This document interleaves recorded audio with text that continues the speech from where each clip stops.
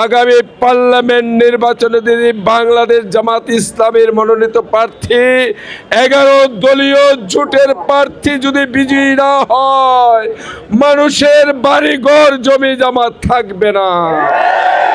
মহান রব্বুল আলামিনের শুকরিয়া আদায়ের মাধ্যমে রূপগঞ্জের মানুষের জন্য যে কথা বলতে চাই তা হলো আগামী 12 তারিখ ত্রয়োদশ পার্লামেন্ট নির্বাচন অত্যন্ত গুরুত্বপূর্ণ নির্বাচন। বাংলাদেশের জন্য যেমনিভাবে গুরুত্বপূর্ণ, রূপগঞ্জের জন্য আরো বেশি গুরুত্বপূর্ণ।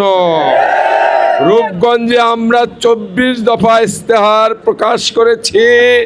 তার মধ্যে রূপগঞ্জের প্রধান সমস্যা হলো ভূমিদস্যুতা দমন করা।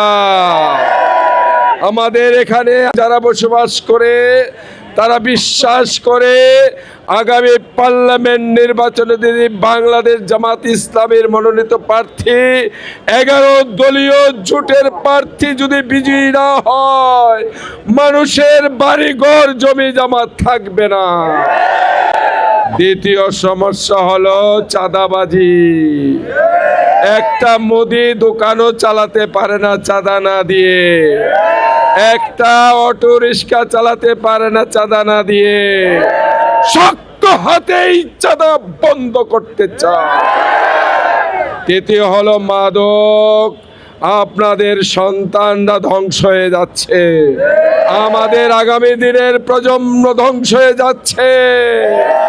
আমরা নির্বাচিত হয়ে আমরা এই মাদককে নির্মূল করতে চাই।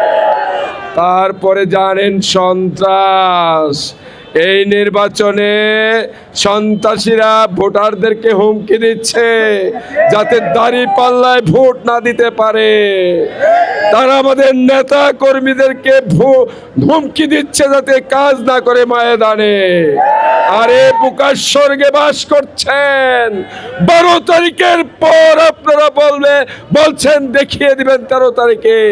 13 তারিখে বিজয়ের মাধ্যমে আমরা আল্লাহর দরবারে এই জমিনে সাজদায় পড়ব বিজয়ের জন্য ইনশাআল্লাহ।